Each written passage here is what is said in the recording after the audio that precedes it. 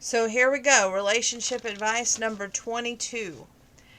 And if there's anything that you take away from this tonight, anything at all, I hope it's that with each relationship that you're in, don't take it for granted.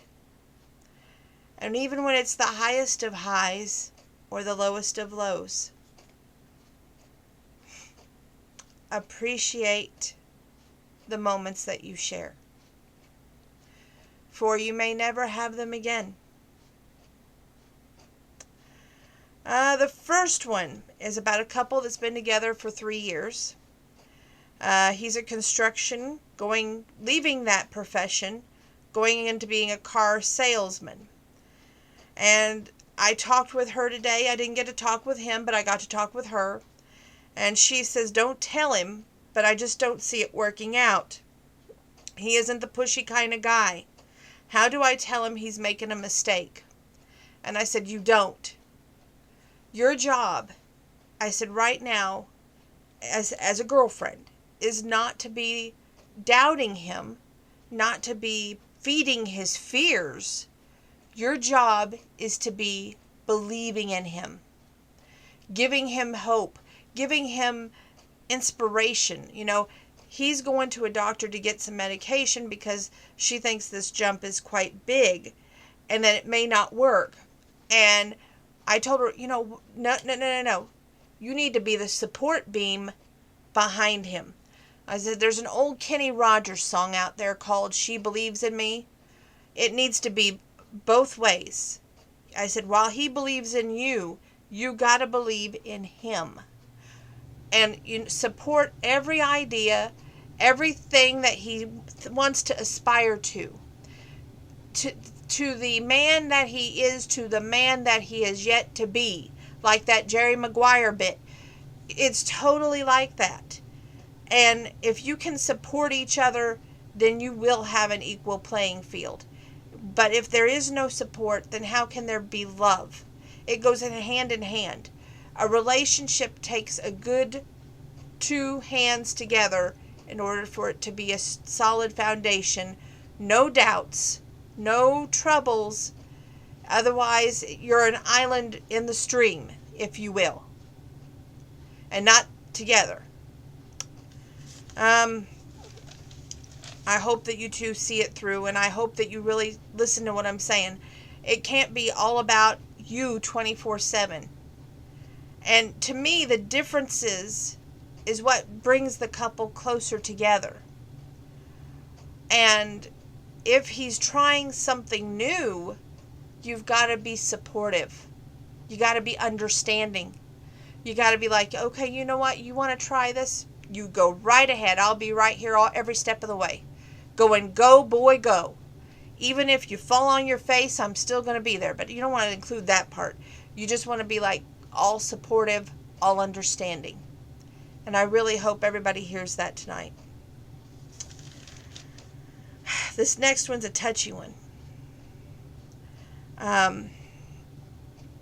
They've been dating for 3 years. A lot of 3 years going on out there today.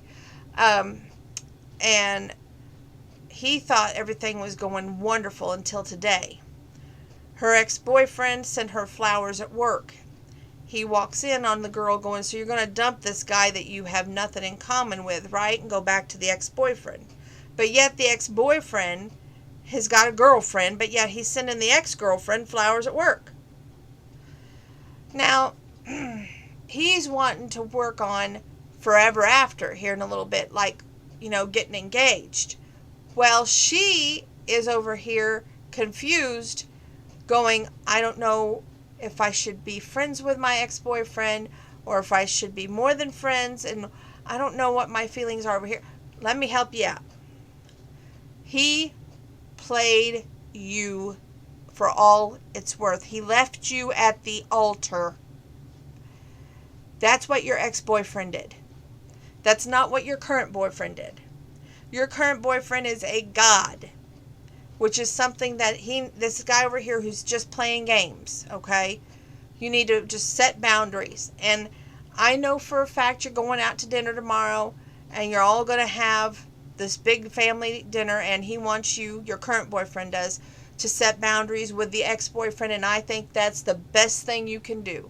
But while you're there, you better tell that current boyfriend and thank your lucky stars that he's letting you be you and make this decision and not making the decision for you, if you catch my drift. I just don't dig players. I don't dig people playing games with the mind and with the heart. If they can't be on the same page, it's not worth it. Okay, this next one is a touchy situation. It's been on again, off again for some time. But what bothers me most about the situation is he's made a calculated checklist of all of her wrongs, rarely giving credit for all she does right. It's sad because she loves him with all her heart and her soul. Yes, she's made mistakes. She's stumbled, but she did not cheat. Okay? She's made mistakes in speaking her heart to her friends, thinking that it would not get back to him. And while she was speaking her heart, which was filled with fear and afraid of being hurt, that was not presented to him that way. The worst possible scenario was presented to him.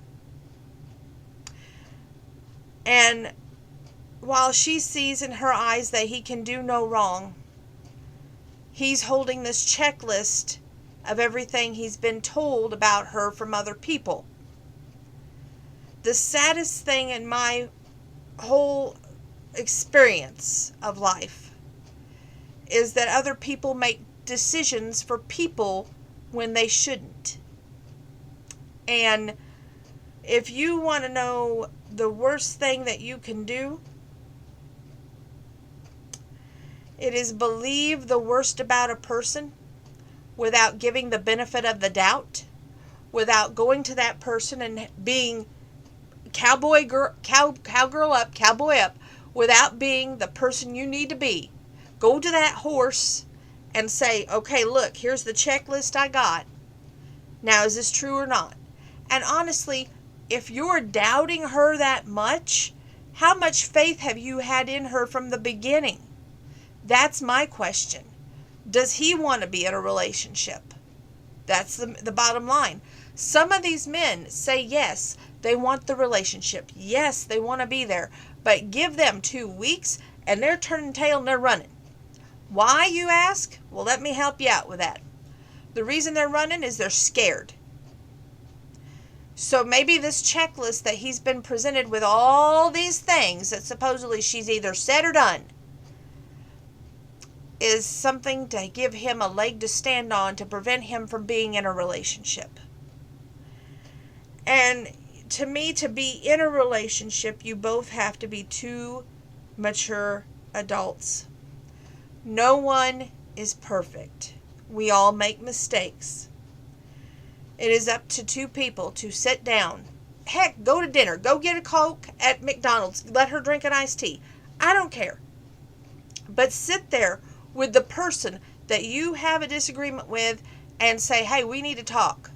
Not this, well, Susie told Joe, so Joe told Susie, and then after Susie told Joe, who told Susie, who told Mary, who told Maggie, it all got back to me, and by that time it's 5 ways from Sunday. It couldn't even be true. Couldn't even possibly be true. But why are you believing it? Because it got from A to B to C to D, and the whole game of telephone, it's got to be true, right? Bullcrap. I think he is wrong 110%. And this poor girl who believes in him, it's so sad to me that he doesn't believe in you half as much as you believe in him, honey. Because he clearly needs that cast iron skillet to the back of the head. Just saying. Oh, this is a cute one. Kind of reminds me of me. And if I ever get into a relationship, I can see this guy griping about me. This comes from one of my guy friends. My girl is decorating fall, and honestly, she goes gung-ho on each holiday. Halfway through the season, she'll jump to the next. All I want her to do is stop, enjoy the current season, not jump ahead. Help me slow this freight train down that's out of control, bombshell. maybe there's a reason she's decorating early. You know, she could have went through a loss of a family member, someone dear to her, and maybe it has affected her so deeply that she's scared that she won't be able to appreciate the next season, and that's why she's so gung-ho. The key to all of this is sit down, communicate, talk through your problems. And like I said, go back to that old Kenny Rogers song. Well, she believes in me. I never knew how much she needed me. I think that's it. Anyway, that song right there should sum it up for all you men, okay? Anytime you doubt your woman or think that she's not what you want, I want you to listen to that song. Also, Buy Me a Rose by Kenny Rogers. He's just a good one for this. That would be a great song for you guys to listen to as well. Appreciate the girl or woman you have in your life. And don't take one moment for granted, because it could all change in a blink of an eye. And for you girls out there, like the first question where she was wondering, should she support her man? Absolutely. Don't allow any doubts or any wavering of faith or going, I don't know. You got to be understanding. You got to be supportive. You got to be like, okay, I'm the support beam to this house. And by gosh, this house is going to be built because I said so. You got to, if you're going to be in these relationships, you got to dig deep and help out. That's the main thing. When I first met my man, he wasn't a big flirt. Now when we go somewhere, he smiles, he says hi, and most any woman he finds attractive, I wonder often if he does this to find a replacement for my spot. How do I confront him without looking like I'm a very jealous, protecting my heart, yet don't want to lose him girl? I think the fear of being alone, there's a Reba McEntire song, sometimes scares us girls all out of our wits. And to the point we do jump to conclusions, and we don't want to be alone, and we don't want to be the one left holding the bag or not good enough or measuring up to their ideal. We want to be their ideal. So instead, we assume the worst and start painting them as the bad guy, when in fact, it could be a misunderstanding that just needs to be worked out. Because how do we work out these misunderstandings? We sit down like mature adults and we use those fears that we're having, those insecurities, and we don't just fester them, we speak them. There's only one way for us to let him know and her to let you know where you're standing. You see what I'm saying? It's got to be a mutual talking this out. Because if one person is giving and one person isn't, you're just spinning your wheels. And I wouldn't wish that on anybody. Okay? I think the best thing you can do to take away from this video is appreciate the one you're with. Support the one you're with. If there's any doubt of the past coming back to sabotage what you have currently, end that once and for all. Whether you go to that person and say, hey, don't send me flowers at work, I'm in a relationship. Or, hey, don't do this because I'm in a relationship. Set boundaries. It's so important. Also, I would say that don't lead people on. Don't let them think that there's a future if you've got Susie Bomb over here on the side. I think that it's great that one person may decorate early for the holidays. Maybe they've had a bad past and they don't want to have a bad future, so they're trying to appreciate every season before it gets here. Afraid of being lost in the shuffle. Afraid of a guy walking away. Maybe that's the reason she's doing that too, because she's afraid that she won't have you the next holiday. There's always a lot of insecurities. And you got to look deep sometimes in these pictures that we paint with words, with situations. And I think that if we look beyond and see the deeper inner picture, then things would get better for everybody.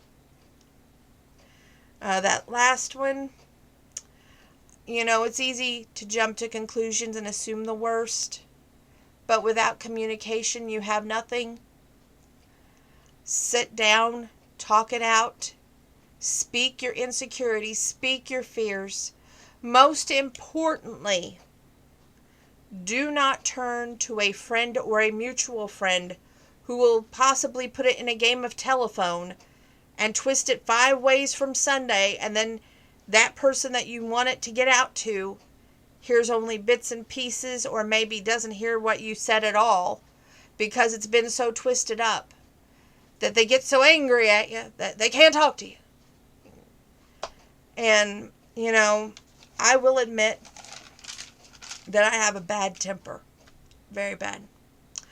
That I've often jumped to conclusion, assumed the worst. And if I could take a few things back, a lot of things back, I would.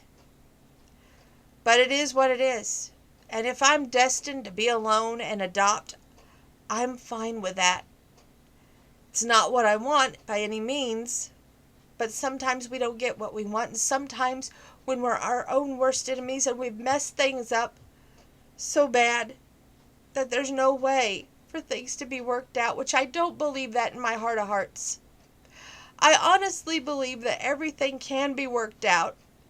Time, distance, and just the ability to stop, calm down, and go back to square one and be like, okay, let's work this out. You have to be willing in any situation, whether it's good, bad, or indifferent, to be the one to say, I'm willing to listen to hear what you have to say.